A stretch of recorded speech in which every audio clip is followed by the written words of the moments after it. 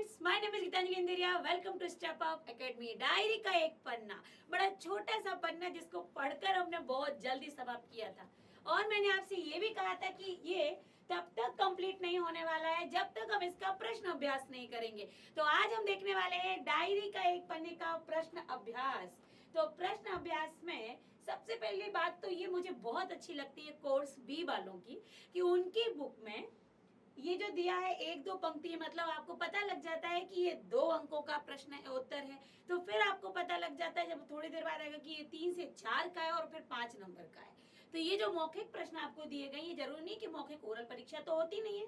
तो यहाँ पर एक दो पंक्तियों में देना मतलब आपका 2 नंबर तक का प्रश्न है। तो यहाँ पर प्रश्न देखिए, कलकत्ता वासियों के लिए 26 जनवरी 1931 का दिन क्यों महत्वपूर्ण था। तो 26 जनवरी 1931 का दिन क्यों महत्वपूर्ण था? क्योंकि कलकत्ता वासियों ने 26 जनवरी 1931 को इनको पहली स्वतंत्रता मिली थी। लंबी गुलामी के बाद इनका उत्साह इतने जोश पर था कि हर घर पर तो तिरंगा लहरा रहा था। जो हमारी कहना चाहिए सरकारी जो बिल्डिंगें थी उन पर तिरंगा लहरा रहा था और लोग बड़े उत्साह में थे, बहुत प्रसन्न थे। 26 जनवरी 1931 का दिन कलकत्ता वासियों के लिए महत्वपूर्ण था क्योंकि सन 1930 में गुलाम भारत में पहली बार स्वतंत्रता आई थी और इसकी पुनरावृत्ति थी, जिसके लिए काफी तैयारियां हो गई थी। लोग अपने अपने घरों पर तिरंगा फहरा रहे थे, सार्वजनिक स्थलों पर राष्ट्रीय झंडा फहराया जा रहा था। इस तरह से सजाया गया था, ऐसा मालूम होता है मानो स्वतंत्रता मिल ही गई हो बस, इसीलिए यह दिन बहुत ही खास था। सुभाष बाबू के जुलूस का भार किस पर था? तो सुभाष बाबू के जुलूस का भार पूर्णोदास पर था, जिन्होंने इस जुलूस का पूरा प्रबंध किया था। जगह जगह पर फोटो का प्रबंध भी किया गया था। बाद में पुलिस द्वारा इन्हें पकड़ लिया गया। विद्यार्थी संघ के मंत्री अविनाश बाबू के झंडा गाड़ने पर क्या प्रतिक्रिया हुई? तो झंडा गाड़ने पर पुलिस ने उन्हें पकड़ लिया और अन्य लोगों को मारा भी और वहां से हटा भी दिया गया। लोग अपने अपने मकानों और सार्वजनिक स्थलों पर राष्ट्रीय झंडा फहराकर किस बात का संकेत देना चाहते थे? तो वो संकेत देना चाहते थे कि वे भी अपने देश की स्वतंत्रता और राष्ट्रीय झंडे का सम्मान करते हैं, अपने देश और राष्ट्रीय झंडे से प्रेम करते हैं, कि हर जगह वो उसी को देखना चाहते हैं। पुलिस ने बड़े बड़े पार्कों में तथा मैदानों को क्यों घेर लिया था? क्योंकि बड़े बड़े पार्क और मैदानों में लोग जुलूस निकाल रहे थे, सभाएं हो रही थी। तो यहाँ पर देखिए, बड़े बड़े पार्कों और मैदानों को इसलिए घेर लिया गया था, लोग वहां एकत्र ना हो सकें। पुलिस नहीं चाहती थी कि लोग एकत्र होकर पार्कों और मैदानों में सभाएं करें, जुलूस निकालें या राष्ट्रीय ध्वज फहराएं। पुलिस पूरी ताकत से गश्त लगा रही थी। प्रत्येक मोड़ पर गोरखे तथा सार्जेंट मोटर गाड़ियों में तैनात थे और घुड़सवार पुलिस का भी प्रबंध था कि किसी भी प्रकार की सभाएं ना हो, जुलूस ना हो, राष्ट्रीय ध्वज ना उस समय फहराया जाए हर कहीं। इसीलिए बड़े बड़े पार्कों और मैदानों में पुलिस तैनात थी। 26 जनवरी 1931 के दिन को अमर बनाने के लिए क्या क्या तैयारियां की गई थी? अमर बनाने के लिए कलकत्ता के लोगों ने अपने अपने घरों में घरों को खूब सजाया। अधिकांश मकानों पर ऊंचाई पर झंडे लगाए गए। कुछ मकानों बाजारों को ऐसे सजाया गया मानो स्वतंत्रता प्राप्त ही हो गई हो। कलकत्ते के प्रत्येक भाग में झंडे लहराए गए। लोगों ने ऐसी सजावट की जो पहले यहाँ देखी नहीं गई। तो झंडे लगाए गए सार्वजनिक स्थलों पर, घरों पर। लोगों ने इस तरीके से बाजारों को सजाया जैसे स्वतंत्रता मिल गई, और यह इतनी सजावट पहले कहीं नहीं देखी गई थी। अब 25 से 30 शब्दों का ये अब यहाँ पर आ गया है। तो आज से जो बात यह निराली थी, किस बात से पता चलता है कि आज का दिन अपने आप में निराला था? तो निराला ये था क्योंकि कलकत्ता वासी पूरे उत्साह में थे, यादगार बनाने के लिए और वो अपनी तैयारियों में जुटे हुए थे। लाठी खाकर भी जुलूस निकालने को तैयार थे।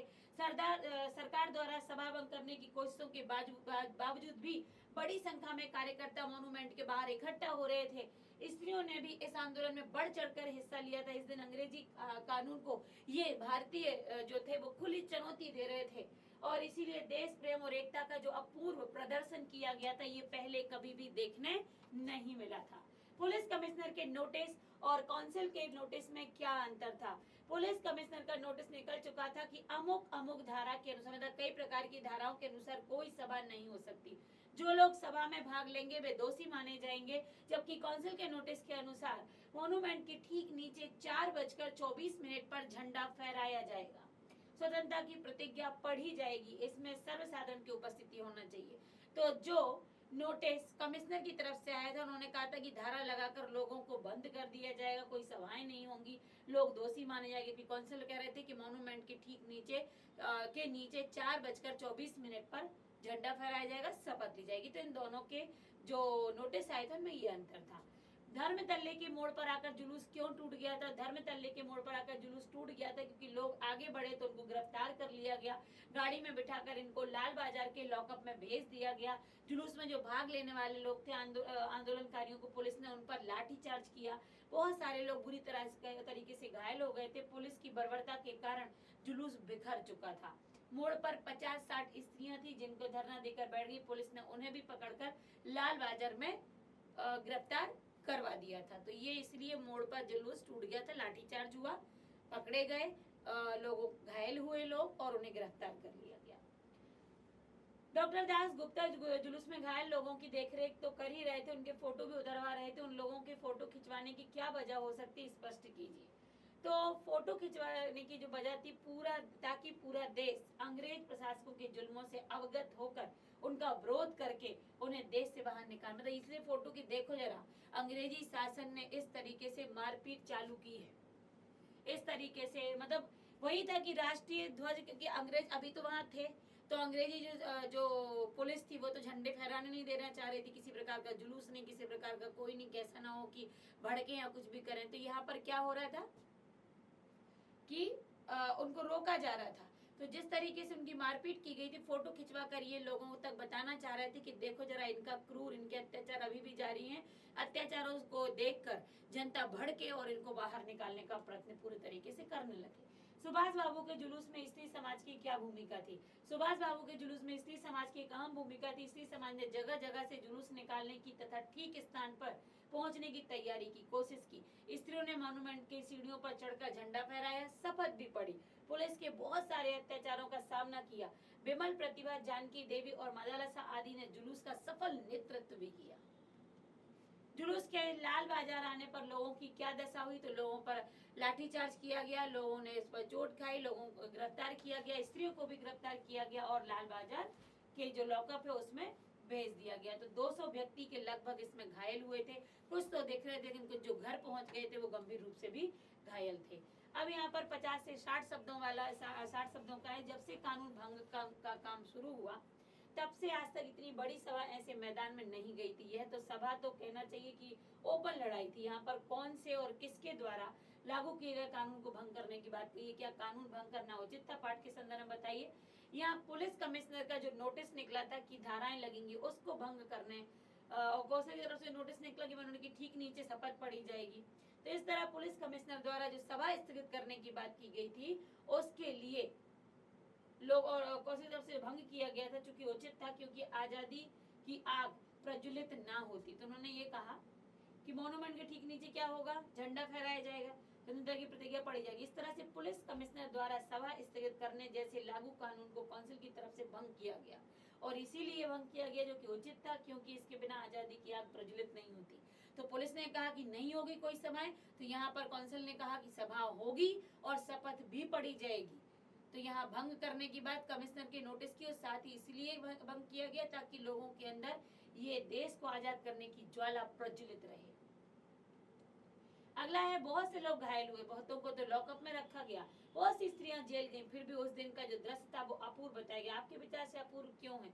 क्योंकि उस दिन जैसा दृश्य कलकत्ता में देखने नहीं मिला था। ऐसा लग रहा था कि लोगों को स्वतंत्रता मिल चुकी है, लोग इतने उत्साहित थे, घरों पर तिरंगा ओपन पूरे खुले तरीके से चुनौती दे रहे थे और तिरंगा फहरा भी चुके थे।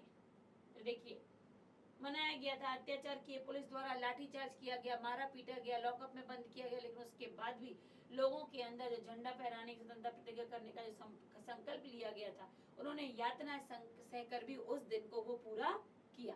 आज तो जो कुछ हुआ वो अपूर्ता बंगाल के नाम तथा कलकत्ता के नाम पर कलंक था कि यहाँ काम नहीं हो रहा, लेकिन वहाँ काम हो रहा था। ये इसलिए क्योंकि स्वतंत्रता प्राप्ति के लिए इतना बड़ा आंदोलन बंगाल या कलकत्ता में अभी तक नहीं हुआ था। यहाँ के विषय में लोगों की मान्यताएं थी कि यहाँ कुछ भी जोश नहीं है, लेकिन 26 जनवरी 1931 को हुई स्वतंत्रता संग्राम की पुनरावृत्ति ने धो दिया। इस संग्राम में लोगों ने बढ़ चढ़कर हिस्सा लिया, खुले रूप से सरकार को चुनौती दे डाली, लोगों के अंदर देशभक्ति की भावना का संचार हो चुका था। लाठीचार्ज के बाद भी लोग अपने काम करने से पीछे नहीं हट रहे थे। खुला चैलेंज देकर भी ऐसी सभा पहले नहीं की गई थी। तो इसका आशय यह है कि प्रस्तुत पंक्ति दादी की 26 जनवरी 1931 का दिन कलकत्ता वासियों के लिए महत्व वाला दिन था, महत्व का दिन था। जिस तरह की सभाएं, जिस तरह के जुलूस इस दिन हो रहे थे, ऐसे पहले कभी नहीं हुआ कि उन्होंने भारतीयों पर अनेक जुल्म किए हैं अंग्रेजों ने। कलकत्ता के इतिहास में पहली बार हुआ कि पुलिस कमिश्नर द्वारा निकाले गए नोटिस को खारिज कर दिया गया, खुली चुनौती दे दी गई, एकजुट होकर झंडा फहराया जाएगा, अपितु स्वतंत्रता की शपथ भी पढ़ी जाएगी। ये नोटिस पुलिस कमिश्नर के खिलाफ जारी किया गया था। बड़ी संख्या में पुरुष और स्त्रियां इकट्ठे हुए, चोट भी खाई, चुनौतियां भी दी, और ये सभा जैसी आज आयोजित हुई थी ऐसी पहले कभी आयोजित नहीं हुई थी। रचना की दृष्टि से वाक्य अब एक यहाँ पे देखिए, इतना हुआ। अब यहाँ पर भाषा अध्ययन है। भाषा अध्ययन में कुछ वाक्य के बारे में बात हो रही है। रचना के आधार पर वाक्य, कितने प्रकार के वाक्य होते हैं? सरल, मिश्रित और संयुक्त। तो सरल वाक्य में कर्ता और कर्म, पूरक क्रिया और क्रिया विशेषण घटकों, इन सब का योग होता है। स्वतंत्र, जैसे लोग टोलियां बनाकर मैदान में घूमने लगे, ठीक है। तो यहाँ पर स्वतंत्र रूप से प्रयुक्त होने वाला वाक्य सरल वाक्य है। तो ये सामान्य वाक्य हो गया। संयुक्त में जिस वाक्य में दो या दो से अधिक वाक्य आपस में जुड़ते हों और जुड़ने का काम जो करते हैं वो है संयुक्त वाक्य। योजक शब्द जैसे और से जुड़ते हैं, परंतु से जुड़ते हैं, इसलिए से जुड़ते हैं, इनको कहते हैं। जैसे मोन्यूमेंट के नीचे झंडा फहराया जाएगा और शपथ भी ली जाएगी। तो ये हो गया, और से दो वाक्य जुड़ गए। मिश्र वाक्य क्या है? वह वाक्य जिसमें एक प्रधान उपवाक्य हो और एक या एक से अधिक आश्रित उपवाक्य। जैसे जब अविनाश बाबू ने झंडा गाड़ा तब पुलिस ने उनको पकड़ लिया। तो यहाँ पर जब गाड़ा तब पुलिस ने पकड़ लिया, इस तरीके के शब्द आने से भी ये मिश्र वाक्य बनता है। और परंतु इसलिए से यह संयुक्त वाक्य बनता है और साधारण कर्ता कर्म के अनुसार साधारण सरल वाक्य बनता है। यहाँ पर सरल वाक्य में बदलना, जैसे 200 आदमियों का जुलूस लाल बाजार गया और वहां पर गिरफ्तार हो गया। साधारण होगा 200 आदमियों का जुलूस लाल बाजार जाकर गिरफ्तार हो गया। ये साधारण, गया और गिरफ्तार हो गया, और से जुड़ा तो संयुक्त, और जाकर गिरफ्तार हो गया, ये सरल वाक्य। मैदान में हजारों आदमियों की भीड़ होने लगी और लोग टोलियां बना बनाकर मैदान में घूमने लगे। सरल क्या होगा? मैदान में हजारों आदमियों की भीड़ टोलियां बनाकर घूमने लगी। ठीक, और नहीं लगाया। सुभाष बाबू को पकड़ लिया गया और गाड़ी में बिठाकर लाल बाजार लॉकअप में भेज दिया गया। सुभाष बाबू को पकड़कर लाल बाजार लॉकअप में भेज दिया गया। और को हटाना है और अपने हिसाब से उसको सरल वाक्य में बदल देना है। बड़े भाई साहब पाठ से भी दो दो सरल संयुक्त मिश्र वाक्य। अभी देखिए, बड़े भाई साहब पाठ भी है, आपने पढ़ा भी है, वीडियो इसका गया है आपके पास। उसमें से दो सरल, दो संयुक्त और दो मिश्र वाक्य। तो यहाँ पर देखिए, सरल क्या है? संयुक्त वाक्य है। पहले मैं पास हो गया और दर्जे में प्रथम आया। भाई साहब ने मानो तलवार खींच ली और मुझ पर टूट पड़े, और से जुड़ गया। संयुक्त में फिर संयुक्त का है, मैं पास हो गया, दर्जे से फिर से आ गया। मिश्र वाक्य क्या है? मेरी शालीनता इसी में थी कि के कारण ये मिश्र बन गया। उनके हुक्म को कानून समझे, मैं इरादा करता कि आगे से खूब जी लगाकर पढ़ेगा। ये मिश्र वाक्य है। वाक्य संरचनाओं को ध्यान से पढ़िए, समझिए। जाना, रहना और चुकना क्रियाओं का प्रयोग किस प्रकार किया गया? कई मकान सजाए गए, कलकत्ता के प्रत्येक भाग में झंडे लगाए गए। तो जो ऊपर लिखित वाक्य हैं उनको पढ़ने और समझने से पता चलता है कि जाना, रहना, चुकना आदि क्रियाएं मुख्य क्रिया के रूप में ना करके ये रंजक क्रिया के रूप में आई हैं। इससे इनकी मुख्य क्रियाएं संयुक्त क्रियाएं बन गई हैं। यहाँ पर जो लगाए गए, सजाए गए, या लगाना, रहना, सजाना, ये संयुक्त क्रिया के साथ काम करती हैं। जैसे बड़े बाजार के प्राय मकानों पर राष्ट्रीय झंडा फहरा रहा था। अब यहाँ पर भी इनको बताना है। तो देखिए, यहाँ पर भी जो आ रही है वही है रंजक क्रियाएं। सुभाष बाबू जुलूस का पूरा प्रबंध कर चुके थे, नोटिस निकल चुका था, वही है इसका भी। अब यहाँ पर है शब्दों की संरचना पर ध्यान दीजिए। विद्यार्थी, आखिर इसको तोड़ेंगे तो विद्या और अर्थी। विद्या और अर्थी, विद्या शब्द का जो अंतिम स्वर आ रहा है, जब ये अर्थी से मिलता है छोटे आ से, तो बड़े आ का निर्माण करता है, जो कि संधियों में लिखते हैं। और इसे दीर्घ संधि कहते हैं, जो कि स्वर संधि के अंतर्गत आती है। एक छोटा, छोटा, बड़ा, बड़ा, छोटा, बड़ा। प्रथम पद के अंत में आ हो, दूसरे पद के प्रारंभ में आ हो तो बड़ा आ बनता है, और यहाँ पर दीर्घ संधि होती है। तो यहाँ पर संधियों का बताया गया कि संधि मतलब ज्वाइंट, जोड़ना। ये सब संधियां हैं, ये सब आपके उंगलियां, यहाँ पर सब संधियां हैं, ज्वाइंट।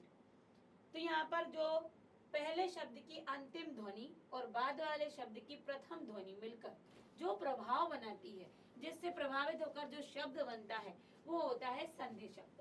ध्वनि परिवर्तन की इस प्रक्रिया को संधि कहते हैं। संधियां 3 प्रकार की हैं, स्वर, व्यंजन और विसर्ग। अब यहाँ पर जब संधि युक्त पदों को अलग अलग किया जाता है तो उसको कहते हैं संधि विक्षेप। विद्यालय को विद्याधन आलय, इसमें प्लस लगाते हैं। अब यहाँ पर कुछ शब्द दिए हैं, जैसे श्रद्धा में बड़ा है, आनंद में बड़ा है, दोनों मिला के यहाँ पर बड़ा मतलब बड़ा तो लगा ही ऑलरेडी, बड़ा रखेगा, और नंद, तो ये हो जाएगा श्रद्धानंद। अब यहाँ पर प्रति में ई है और ए है, तो ये या के साथ ए बनाएंगे। ये देखिए, ये बना प्रत्येक।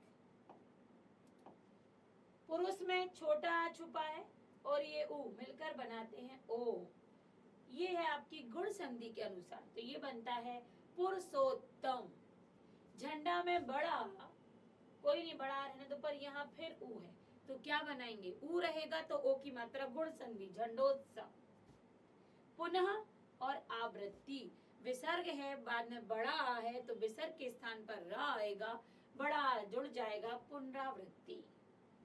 ज्योति और मय, फिर रा आएगा, लेकिन माँ पर रा की रेफ आएगी क्योंकि माँ व्यंजन है। व्यंजन के पहले यदि रा आता है तो व्यंजन पर रा की रेफ लगती है। स्वर के पहले यदि रा आता है तो रा उसके साथ जुड़ जाता है। ये देखिए, यहाँ पर रा की रेफ लगेगी। तो ये सब के सब जो आपने यहाँ देखिए, ये आपकी स्वर है, स्वर है, स्वर में यण है, स्वर में दीर्घ है, स्वर में गुण है, स्वर में गुण है, ये दोनों जो हैं ये विसर्ग संधि में आती है, क्योंकि यहाँ पर पहले पद में क्या लगा हुआ है, विसर्ग लगा हुआ है। तो यहाँ पर क्या है, संधियां। तो आपने संधियां भी देखी, वाक्य के प्रकार भी देखे। कहने का तात्पर्य ये है कि आपके पाठ्यक्रम में संधियां भी हैं और वाक्य भी है। अर्थ के आधार पर भी आपने देखे होंगे, क्योंकि वो हैं आपके इसमें। रचना के आधार पर भी, तो रचना के आधार पर का तो वीडियो बन भी चुका था, आप देख लीजिएगा। तो यहाँ पर मैंने और अभी सरलतम रूप में जो आपके पाठ से संबंधित आए वो आपको वाक्य समझा दिए। अब हम यहाँ पर कह सकते हैं कि संधियों, वाक्य रचनाओं और पाठों के अभ्यास प्रश्नों के साथ ये एक डायरी का एक पन्ना, ये पाठ क्या होता है, पूर्णतः समाप्त होता है। शंकाओं के लिए आपको पता ही है कि आपको क्या करना है, तो निवारण हो जाएगा। लेकिन जुड़े रहेगा, क्योंकि ये हुआ है तो अगला पाठ भी बहुत जल्द आपके सामने उपस्थित होगा। मिलते हैं अगले वीडियो में अगले पाठ के साथ। आज के लिए बस इतना ही। Thank you so much.